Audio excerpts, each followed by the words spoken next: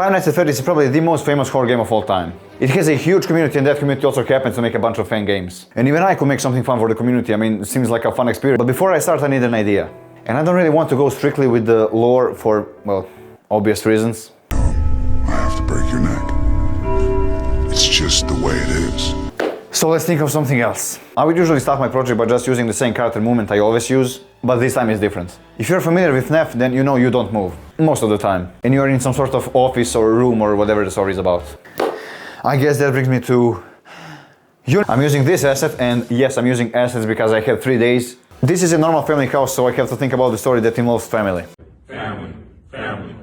In Photoshop, I changed the grass texture from green to white to simulate snow, since it's almost New Year. NMNJ, it's February, what are you talking about? Well, this video was supposed to be out in December, but... Don't ask questions. 2028 will be my year. Subscribe. And I repeated the same process for the pavement and the roof. But why snow? It's almost February. I picked the smallest room, and this will be my main room. I put my camera in there and I started coding a new script for looking around. But not really normal looking around. But when you hover over this, you can actually look in different directions. Also, Unity, what the fuck is this? This is Unity recording. What? How do you even get this low quality? And this isn't really looking good because I want to look one way, then go back to default and look some other way. So... Now you probably see a bunch of changes. This plant is gone. Laptop is here.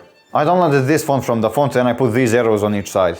And now finally I can look around normally. And Unity is still messing up my quality. NMNJ, why is that laptop there?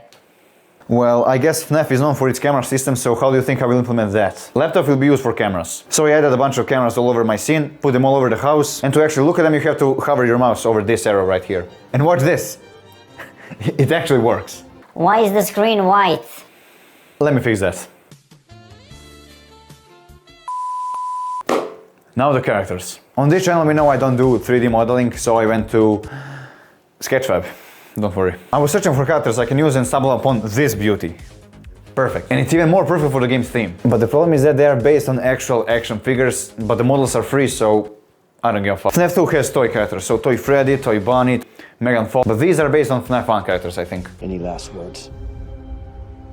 But who really cares? I just downloaded them and added correct textures. Since I'll be using a bunch of cameras, in Photoshop I need to draw actual house layout so you know where animatronics actually are. I did that and that took like 15 minutes. Now I can use laptop, hover my mouse over this house layout, and I can actually change the cameras. Now let me introduce you to the actual story. If you don't want any spoilers, then play the game first, link is in the description. This was my thought process. Get it? Because I usually don't think a lot, so that's why the screen was black. Right now you can see camera's point of view when there was light in the scene, but all I had to do is just delete all the lights and it looks much better. And while I was thinking what to do, I saw this garage and I wanted to use it.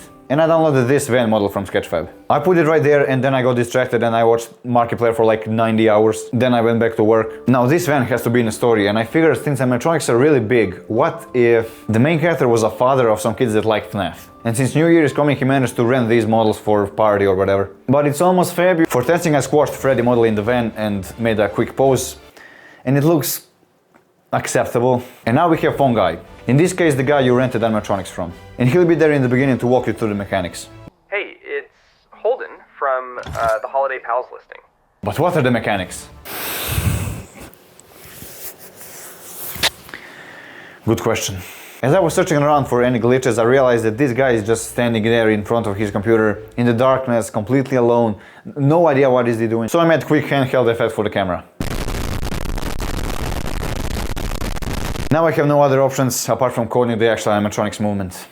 Great. I started with Freddy because I only had him ready for the first spawn location. Duplicated him a bunch of times, put him on many different places in the room, and I even made 2 paths for him. He has few states. If he is at this door right here, that you can even open and close by the way, then you are...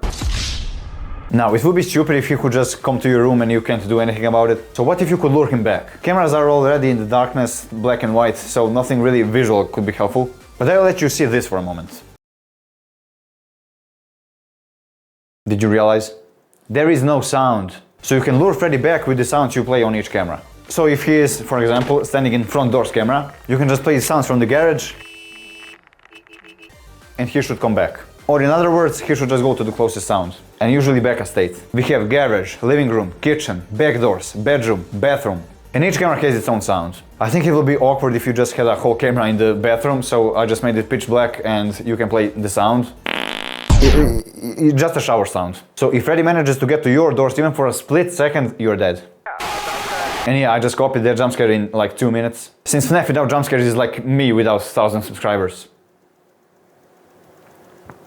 Wait a minute. NMNJ, you're so stupid, I could just close the door for the entire game. You're right. I am stupid. And to prevent that from happening, I need a solution. Hey ChatGPT, can you give me an idea? What can I do if they keep the doors closed? Since if Freddy gets there even for a split second, he gets them, but if the doors are closed, he just resets. If they're closed the entire time, they're just cheating. The solution for me was to go outside.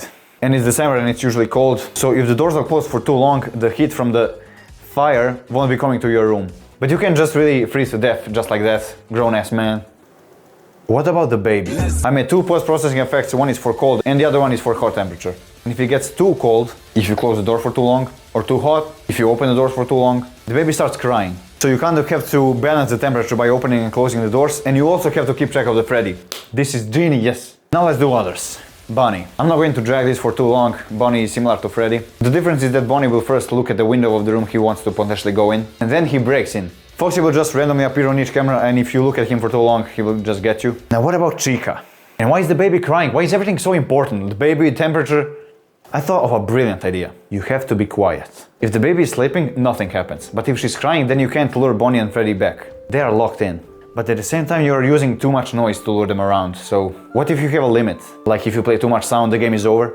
I just need to think what happens. And it was really simple. You're surrounded by neighbors. And if you cause too much sound, they're calling the police. This red dot on the laptop will display how much sound are you playing. If it doesn't blink, no sound at all. If it blinks fast, it's too much sound. And if it's constantly on, Chica will start at around 2 or 3 AM. And yes, they're all starting at different times. And she will go around and play the sound, causing you to look for her and stop the sound. And that's basically it for the gameplay. And you would think that a serious developer like me would simply go to Google and do his research about how aggressive they are, how is their AI working, how much time they spend on each place. Why? We don't do that here. I just need a name, main menu, win and death screens, context cutscene, and the game is finished. It's called Hush Hour, and I love that name for some reason. I uploaded the game on Itch and GameJolt on December 16th, and about 200 people played it by now with no marketing at all, aka before this video. And for the thumbnail I used one AI image, and obviously some unemployed started to cry about my one AI image, no. And I had to change it because I don't want no man without to just cry around in the comments of my game. The game does have one glitch and you have to die in a very specific way to trigger it, and that glitch basically doesn't let you play anymore.